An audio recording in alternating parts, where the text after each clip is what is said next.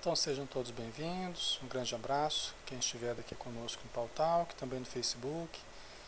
Um grande abraço a quem estiver ouvindo e vendo este material. Nós estamos no Livro dos Espíritos, na pergunta 939. Uniões antipáticas, do capítulo 1º, da parte 4, das penas e gozos terrestres. Tá? Então vamos lá, uniões antipáticas. Vamos ver aqui que o Allan Kardec perguntou aqui. Né? Uma vez que os espíritos simpáticos são induzidos a unir-se, como é que entre os encarnados frequentemente só de um lado há afeição e que o mais sincero amor se vê acolhido com indiferença e até com repulsão? Como é, além disso, que a mais viva afeição de dois seres pode mudar-se em antipatia e mesmo em ódio? Muito interessante essa pergunta. Muito interessante essa pergunta do Allan Kardec, né? Complexa essa pergunta, para responder aqui é complexo, né? Vamos ver de novo a pergunta. 939. Uma vez que os espíritos simpáticos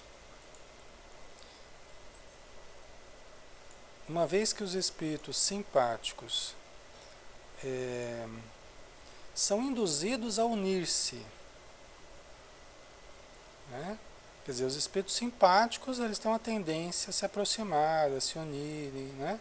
Porque eles se afinizam, porque eles têm identificações comuns, tal. Como é que entre os encarnados, frequentemente só de um lado há afeição, e que o mais sincero amor se vê acolhido com indiferença e até com repulsão? Quer dizer, se os espíritos se aproximam através da simpatia, da sintonia e tal, como é que entre os encarnados frequentemente só há afeição de um lado? E às vezes o mais sincero amor se vê acolhido com indiferença e até com repulsão. Aí o Allan Kardec continua perguntando, tem mais perguntinha aqui. Como é, além disso, que a mais viva afeição de dois seres pode mudar-se em antipatia e mesmo em ódio? E aí, pessoal, o que vocês acham?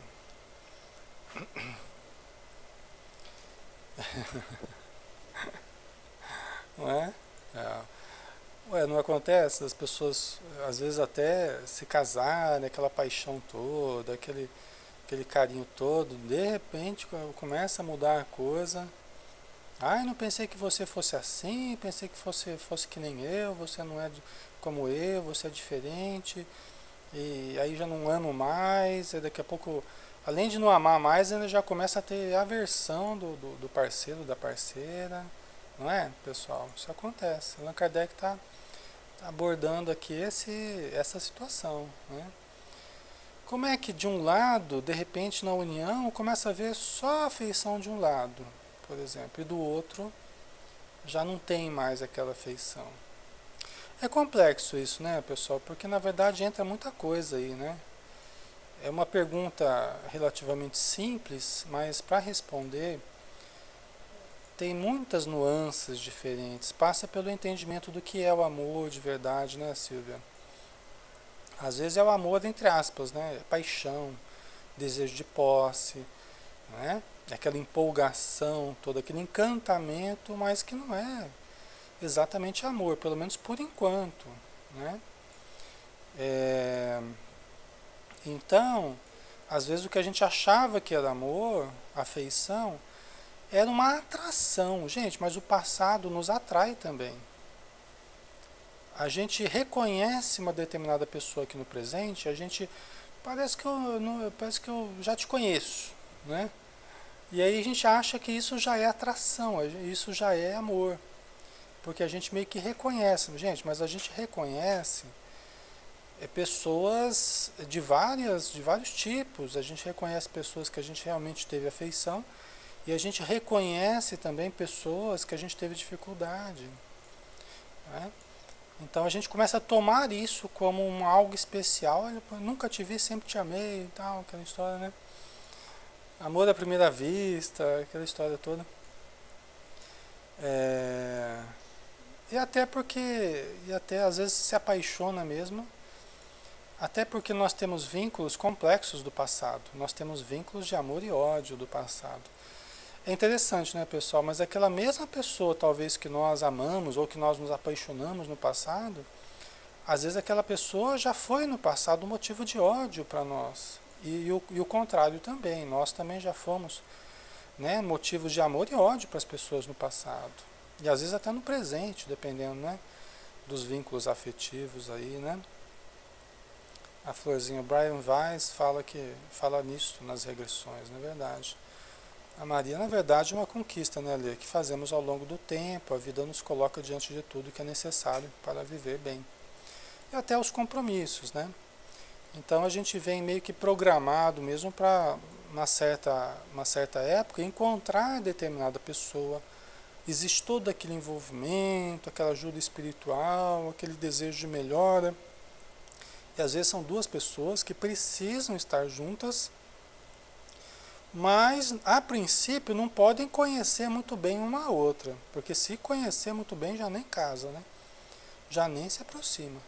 Se lembrar muito do passado já nem se aproxima, tá? Então há todo aquele envolvimento para que haja união. E aí, uma vez que há união, e muitas vezes vão vindo os filhos também, os compromissos e tal, aí a gente começa a conhecer melhor o outro começa a conhecer melhor a gente. E se conhecer melhor, pessoal, não é aquela coisa só do namoro, só do... É aquela coisa mais profunda, é conhecer as áreas difíceis do outro. É aí que o passado começa a reaparecer, né? A Cida, dizem que quem pensa não casa.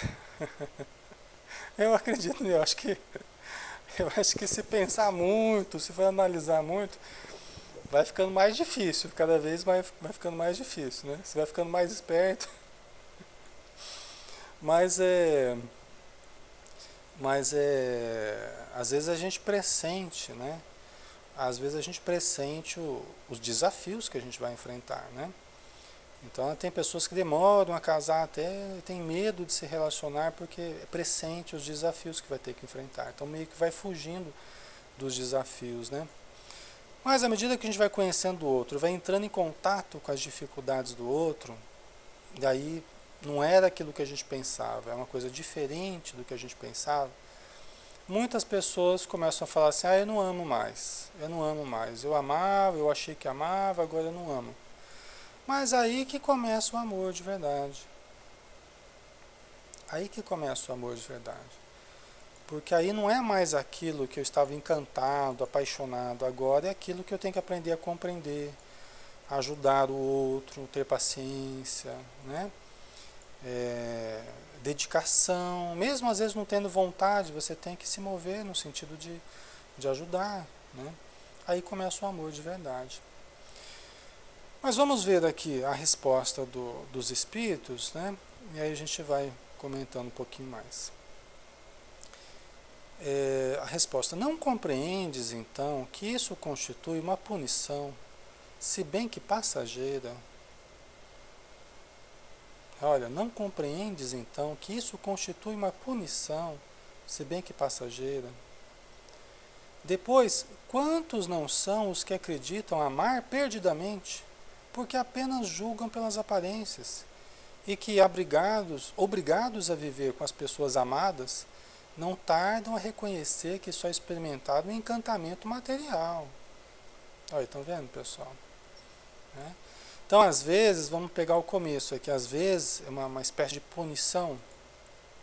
Como assim a punição? Ora, você cria vínculos, você cria compromissos, você faz pacto com pessoas, às vezes para prejudicar uma outra, né? Você cria vinculações, compromissos morais com determinadas pessoas. Às vezes uma dona de fazenda e tem o seu capataz lá, que os dois judiavam dos escravos. De repente, uma outra encarnação, você tem um casado com o outro. A antiga dona da fazenda com o antigo capataz lá, o feitor, os dois casados agora numa outra vida, recebendo como filhos determinados espíritos que eles prejudicaram. É muito comum esse tipo de coisa. Duas pessoas se unem para prejudicar uma terceira. De repente, na próxima encarnação, vem essas duas que se uniram, né? Tendo como motivo prejudicar alguém ou prejudicar várias pessoas, vem como marido e mulher e recebe um monte de filhos, todos com problemas, todos com dificuldade. É isso que a vida faz, é isso que a lei de causa e efeito faz. Então, frequentemente, esse tipo de ligação, que a gente parece que não tem muita afinidade um com o outro, parece até que tem uma certa aversão. É porque quiseram estar juntos, quiseram fazer besteira juntos, agora vão aguentar um ao outro, não é assim? Vão aguentar um ao outro para tentar fazer o bem, para tentar ajustar as situações, né? Às vezes a pessoa, eu queria tanto viver com fulano, eu queria tanto viver com fulano, e o fulano é casado com outra pessoa, mas a pessoa fica lá se insinuando pro fulano, eu queria viver com ele, né? Ele está lá com aquela outra lá, e eu queria viver com ele. Aí tá bom, aí uma outra encarnação, Deus pega, então tá, você vai viver com ele. Tó, pega, vamos ver o que você vai fazer com ele. Aí depois você vai conviver com fulano, você vê que ele não é daquele jeito que você achava que era. Porque o pasto, como é que é? O pasto do vizinho é mais verde, não é? Então você achava que o marido da outra lá era melhor. Aí você quer devolver, né? Só que aí não tem devolução, né, senhor? Não é? Então, você quer muito uma coisa, você quer, aí Deus pega assim, ó, então tá, essa encarnação você vai viver com ele. Vamos ver se você vai gostar. Aí a pessoa chegar aqui, a hora que começa a conhecer mesmo, no dia a dia, né, na convivência, porque antes não convivia. Só via a pessoa passeando para lá, passeando para cá, passando de carrão para cá, de carrão para lá. Parecia que era feliz com a esposa dele, parecia que era um grande marido, parecia que era, né? Aí de repente você vai viver com a pessoa, você vê que é tudo diferente. Então, isso acontece muito, né? Podemos ter certeza disso. E aí que a gente pergunta, mas por que Deus foi me dar esse marido ou essa esposa, né? Ora, Deus só deu o que você pediu, né? Ou o que você fez por merecer, o que você atraiu para você, né? Leva para casa para ver, né, Maria? É isso aí. Mas aí são oportunidades de aprendizado, né? São oportunidades de crescer, de aprender, aprender a conviver, né? Aprender a amar, aprender a suportar alguma coisa, né? Então aqui, continuando a resposta, os espíritos falam assim, depois, quanto não são os que acreditam amar perdidamente, porque apenas julgam pelas aparências, que é o que a gente estava falando, e que obrigados a viver com as pessoas amadas, entre aspas, né, não tardam a reconhecer que só experimentaram um encantamento material. É aquela coisa, você se encantou pela aparência da pessoa e não pela essência que você nem conhecia na verdade. Né? Você não conhecia a essência da pessoa porque nem tinha convivido com a pessoa, só estava se baseando na aparência dela, né? Homem, mulher, não importa, né? E aí quando você vai viver junto, você vê que não amava tanto assim não, até se arrepende e que se baseou apenas na aparência, né? Aí continuando a resposta, não basta uma pessoa estar enamorada de outra que lhe agrada, e em quem supõe belas qualidades. Estão vendo? Ó? Não basta uma pessoa estar enamorada de outra que lhe agrada, e em quem supõe belas qualidades. Vivendo realmente com ela, é que poderá apreciá-la. Estão vendo? Ó, o livro dos Espíritos já fala tudo aí. Né? Já está tudo aí no livro dos Espíritos. Não basta esse encantamento. A gente fala assim, eu gosto tanto do jeitinho dela, tal, gosto tanto do jeitinho dele. Aí quando depois que casa, fala assim, não suporto o jeitão dela, não suporto o jeitão. O jeitinho já virou jeitão, né? Então, né, assim, primeiro era jeitinho. A Joana de Anjos fala que a gente se apaixona, a gente se encanta muito pelos trejeitos do outro. Ou seja, pela superfície. Às vezes um olhar, aquela pessoa tem um olharzinho sedutor, um olhar 43, né? 43. Essa eu tirei do fundo do baú, né, gente? É, não é? Porque tem um jeitinho, tem um jeitinho encantador, tem um sorrisinho assim, um olharzinho assado e tal. Aí depois o jeitinho vira jeitão, né? Não é? E aí a gente não suporta mais, né? É, vamos ver daqui. Então não basta uma pessoa estar enamorada de outra que lhe agrada e em quem supõe belas qualidades, né? Vivendo realmente com ela é que poderá apreciá-la.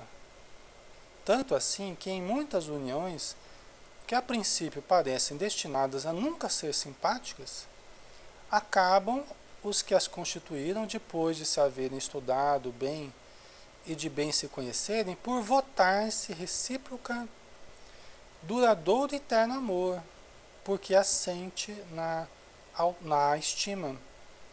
Tá, aqui é o contrário, né, gente? Aqui é o contrário, tá? Aqui os espíritos estão dizendo assim, olha, pode acontecer, não é? Pode acontecer as pessoas viverem realmente uma com a outra e poderem apreciar uma a outra. E pode acontecer esse caso das pessoas, a princípio, parecem destinadas a nunca serem simpáticas uma à outra. Acontece também, né? Às vezes eu ouço as mulheres falarem assim, eu não queria saber dele não. Eu não queria saber dele.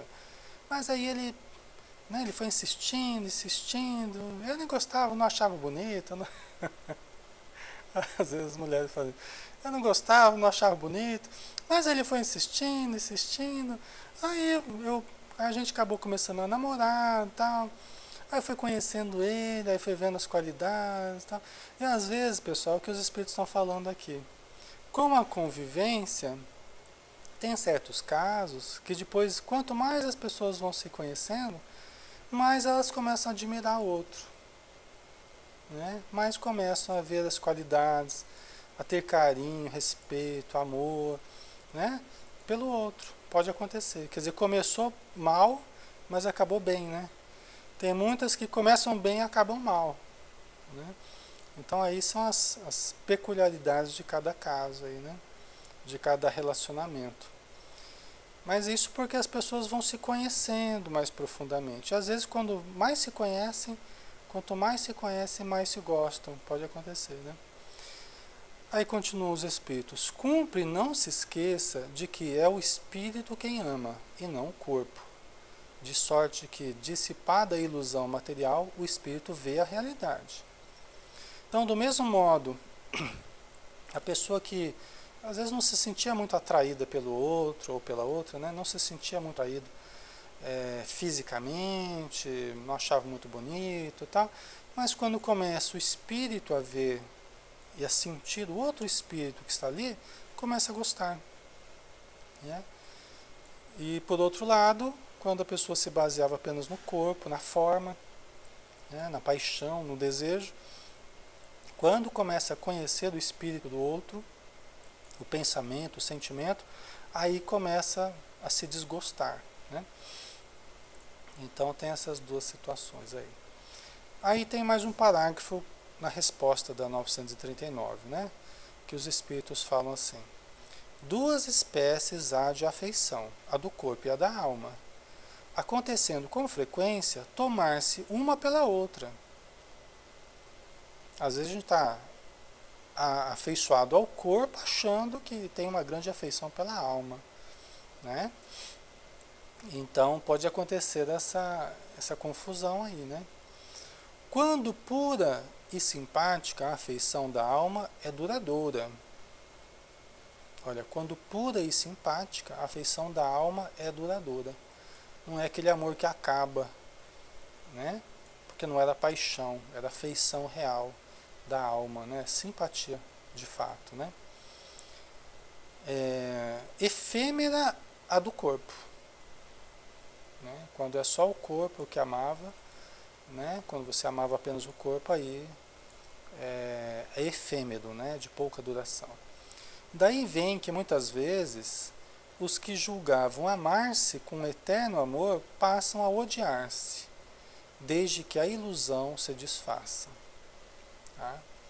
Geralmente, pessoal, quando vem o ódio, aí é sinal que já houve situação muito problemática no passado.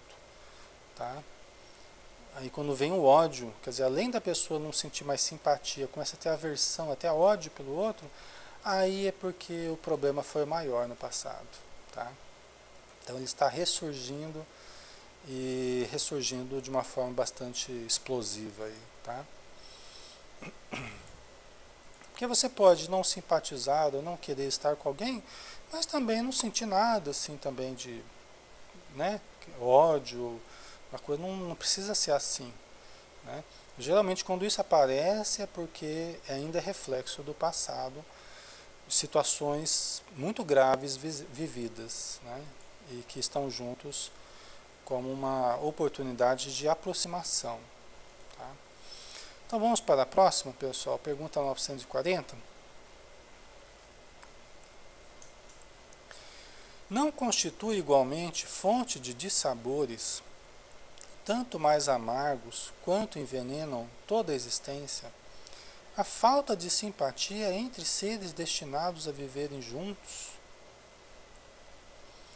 Então, pergunta 940. Não constitui igualmente fonte de dissabores, tanto mais amargos quanto envenenam toda a existência, a falta de simpatia entre seres destinados a viver juntos? Não é uma fonte de dissabores? E esse dissabor, ele não é tanto mais amargo quanto mais essa dificuldade contagia toda a nossa vida. Esse problema conjugal, esse problema de relacionamento, acaba amargurando toda a minha existência, né? Não é uma fonte de dissabor isso? A falta de simpatia entre seres destinados a viver juntos? O que vocês acham? A florzinha acaba assim, né? Virando uma fonte de dissabores, né, Flor? Seres destinados a viver juntos. Mas quem destinou? Quem que escreveu esse destino aí, né? Quem que escreveu? Foi Deus? Deus ou Jesus? Quem que é o culpado? Deus ou Jesus? Tinha um palestrante que ele falava assim, de vez em quando, no meio da palestra, ele parava assim, e a gente sofre, não sei o quê, quem que é o culpado? Deus ou Jesus? Aí o pessoal ficava entre falar que era Deus e entre falar que era Jesus, né? Então assim, somos nós mesmos, né? Não tem nada a ver com Deus nem com Jesus, né? Tem a ver com nós mesmos, né? E a gente às vezes começa a colocar, por que Deus me mandou esse marido? Por que não é? Então somos nós, né? Nós que atraímos, né? Nós na nossa vida, as pessoas que estão ao nosso redor, a gente tem que sempre se perguntar, por que eu atraí determinadas pessoas? O que em mim que está atraindo determinadas pessoas com determinado padrão de comportamento, vício, roubo, traição? Por que eu estou atraindo isso? Né? Será que eu fiz isso para os outros também? E hoje eu atraio isso para mim como um reflexo da ação da lei de ação e reação? O que existe em mim que sintoniza com essas pessoas? Que eu atraio essas pessoas para a minha vida, né? Então, se nós fizermos uma análise profunda, se buscarmos o autoconhecimento, nós vamos entender, talvez até descobramos que algumas questões não estão só no passado não, que eu ainda continuo me sintonizando, porque eu ainda trago certos conteúdos problemáticos dentro de mim. Não é só do passado não, do presente também. Que eu ainda não mudei certos padrões de pensamento, certos padrões de comportamento. Né? Às vezes a gente vê pessoas preocupadas se o namorado, se o marido vai trair, preocupado se vai trair, morrendo de medo que eu não posso perder fulano, que eu acho que ele está me traindo. Aí a mesma pessoa que está com esse medo todo de trair, fica lá mantendo conversinhas com outras pessoas, fica lá, a pessoa se insinuando para ela, fica dando margem, fica, então, tem umas coisas assim que às vezes acontece. Vocês entendem?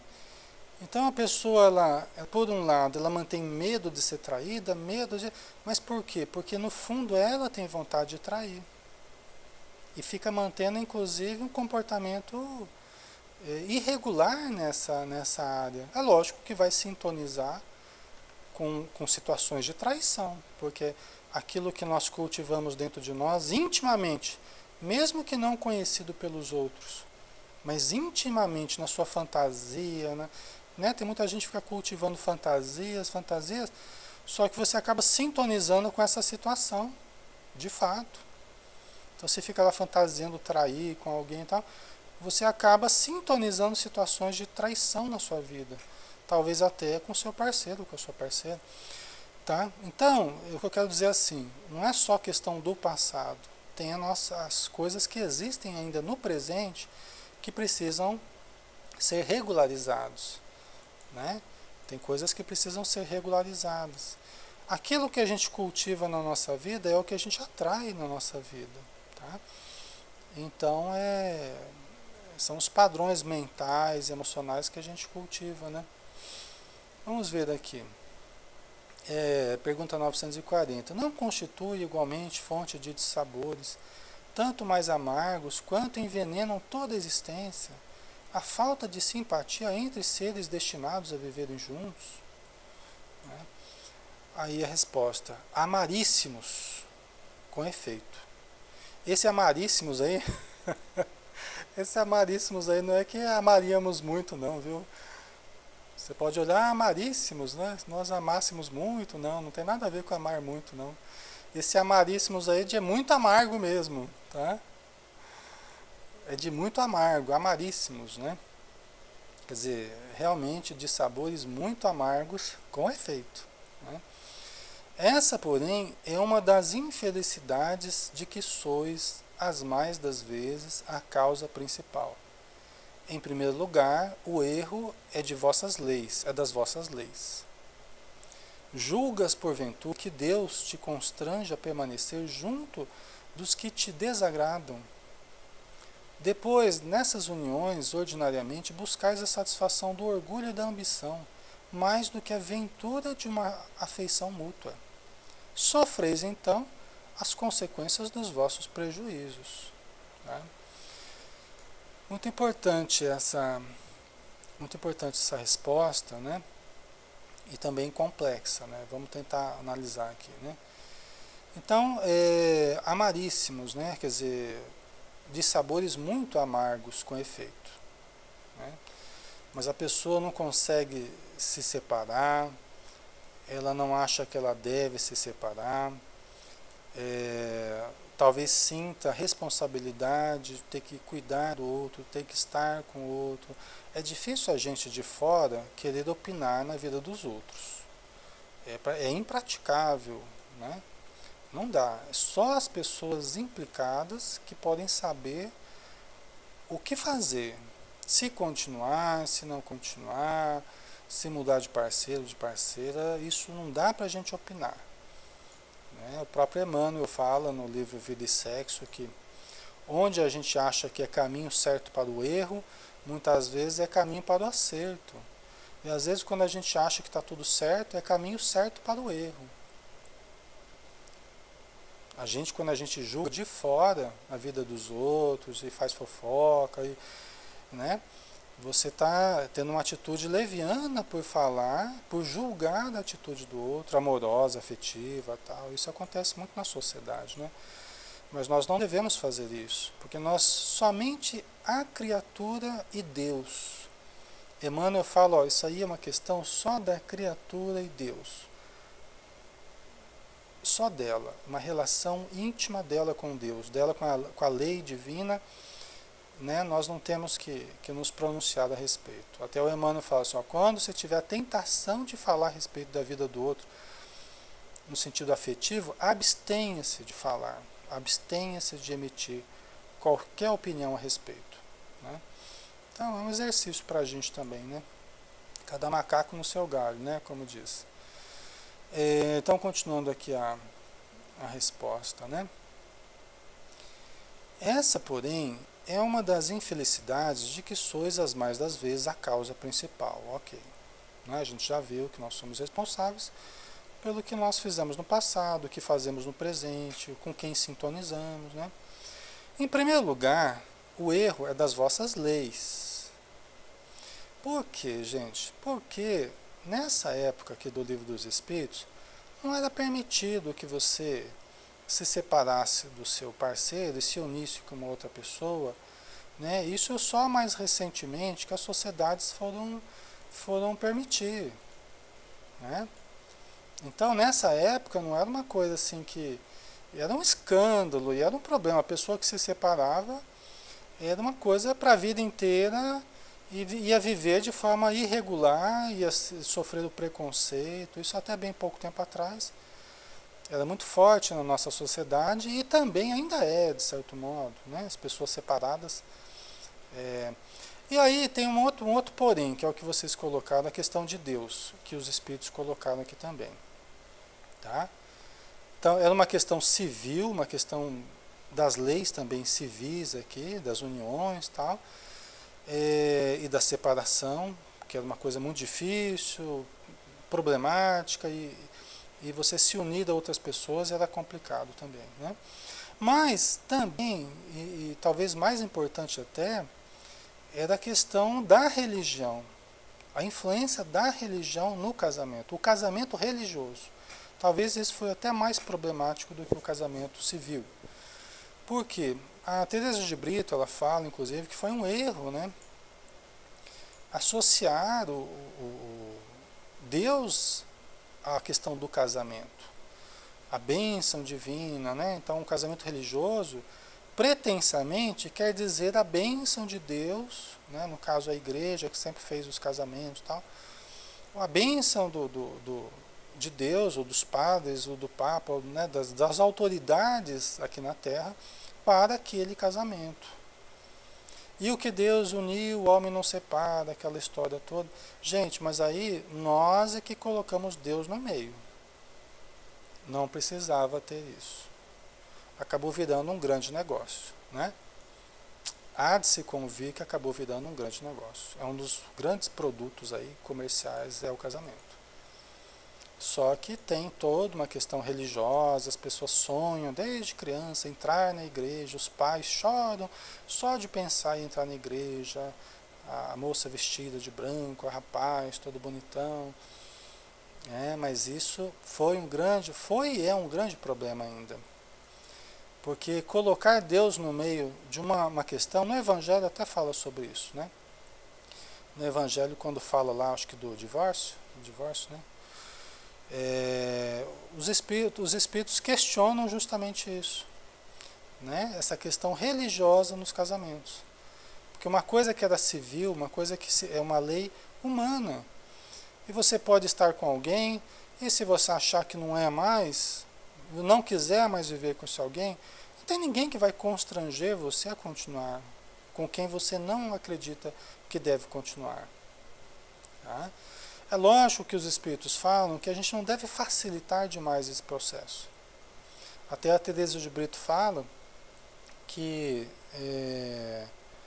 não deve ser a primeira opção a separação, deve ser a última opção. Não é? Então hoje o problema é que ficou fácil demais, né? Hoje você se unir e se desunir ficou fácil demais. Então as pessoas, qualquer probleminha que tem no relacionamento já querem se separar. Né? Não querem conhecer melhor o problema, identificar o que está ocorrendo, tentar mudar de atitude. Então aí a gente caiu no outro extremo. Se antes não podia separar, que era caso de vida ou morte lá, né? Não podia separar, porque aí você estava amaldiçoado na sociedade, por Deus, né? Hoje está fácil demais, né? Então as pessoas, qualquer coisinha, elas estão buscando aí a separação, né? A Maria, é verdade, ela não quer enfrentar as dificuldades, né?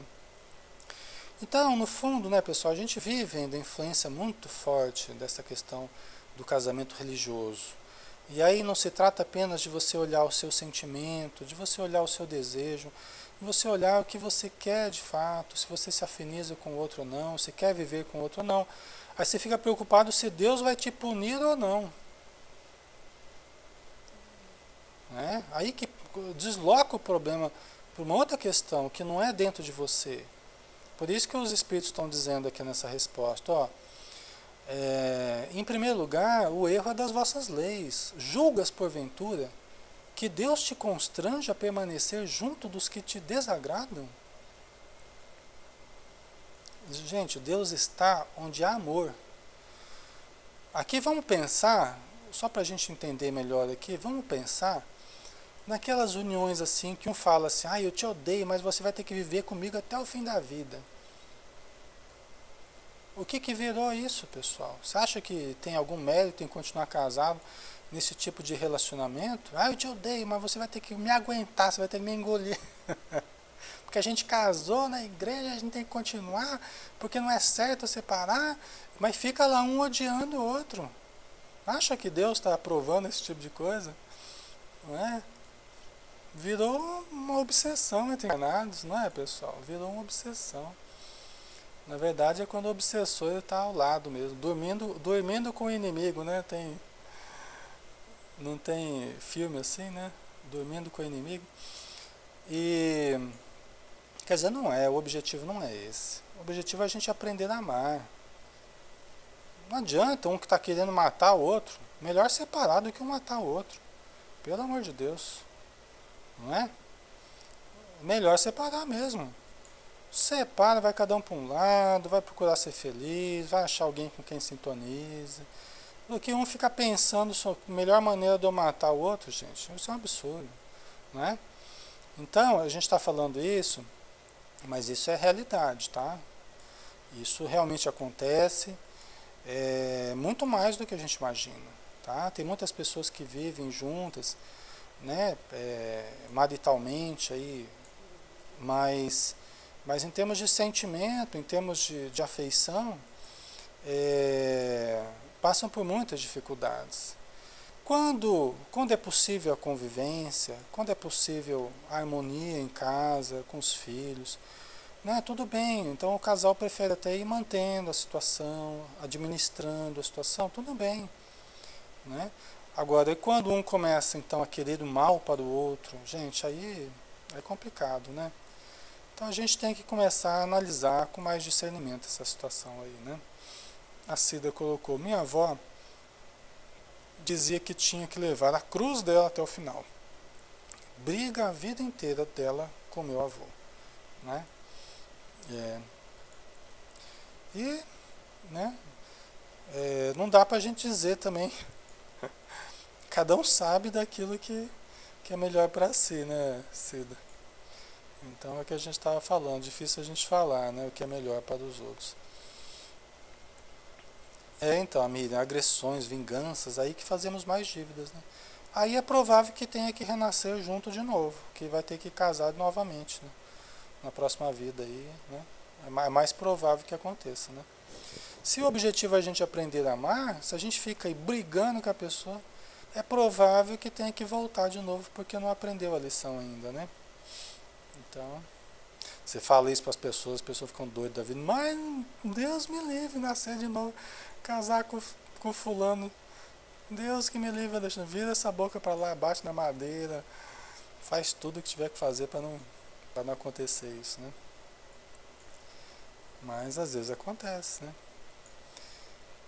Então vamos ver aqui Então julgas porventura que Deus te constrange a permanecer junto dos que os que te desagradam? Aí que a gente tem que olhar pra gente e a gente tem que querer ser feliz. A gente tem que querer ser feliz, né? E tem pessoas que parecem que querem ser infelizes, querem manter vínculos e relacionamentos baseados na infelicidade. É uma opção de cada um, né? Depois, nessas uniões, ordinariamente, buscais a satisfação do orgulho e da ambição.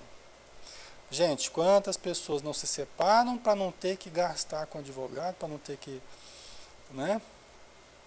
Ou seja, está colocando dinheiro em primeiro lugar. Eu não me separo porque eu tenho tudo com a pessoa.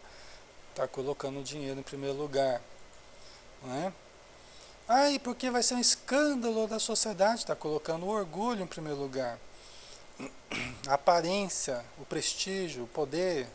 Ah, mas eu sou candidato, eu não posso passar por esse escândalo, senão a minha campanha vai por água abaixo, então, né? Aí tá também colocando o orgulho em primeiro lugar, né? A Diana, tem uma pessoa amiga que diz que a divindade se vinga porque obriga a viver com o alcoólatra. Não é bem assim, né, Diana? Nós temos compromissos do passado, sim. Às vezes aquele alcoólatra do presente era aquele que eu induzia ao alcoolismo no passado. Acontece. Mas não quer dizer que todas as situações a pessoa vai ter que aguentar tudo, né? Não quer dizer isso. Tá? Existem limites aí que cada um tem que saber, né?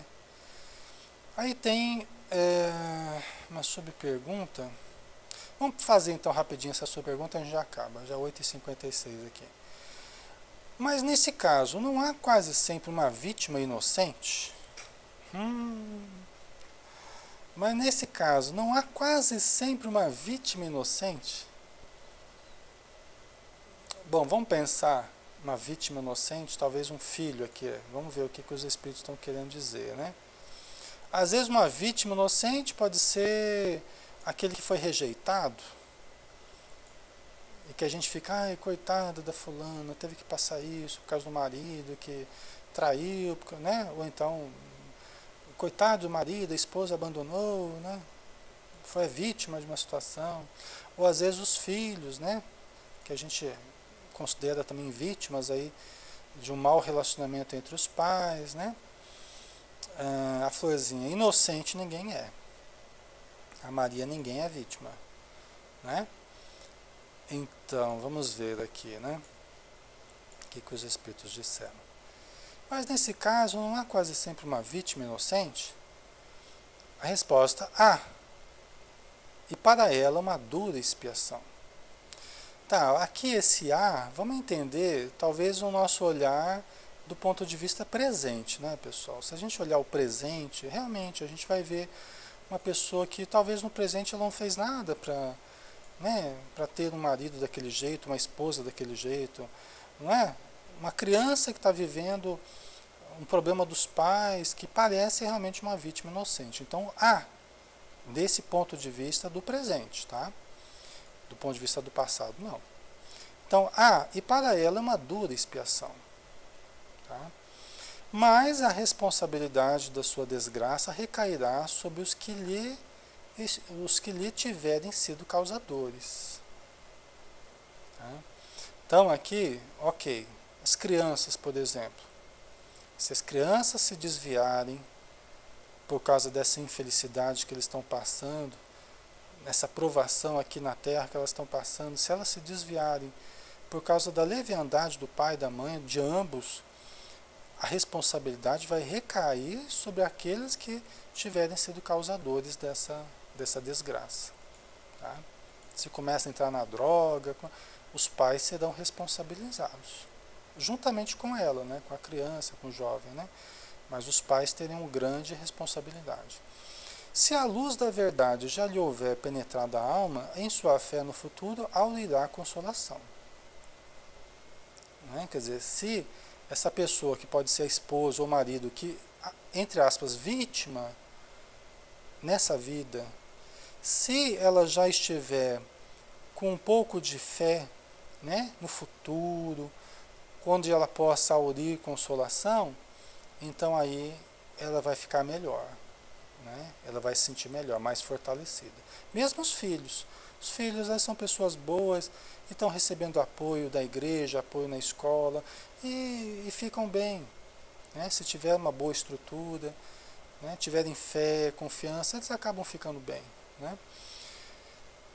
Todavia, à medida que os preconceitos se enfraquecerem, as causas dessas desgraças íntimas também desaparecerão.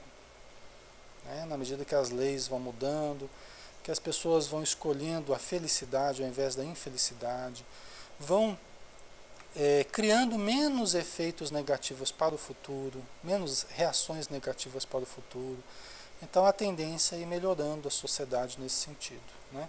As causas dessas desgraças vão desaparecer e essas desgraças vão desaparecer também, né? Pessoal, vamos dar uma paradinha, 9 horas em ponto aqui, tá? Muito obrigado pela presença de todos, pelo carinho. Desculpa aí se eu não respondi tudo que vocês colocaram, mas a gente tem que manter o ritmo aqui, senão a gente não consegue terminar em tempo, tá?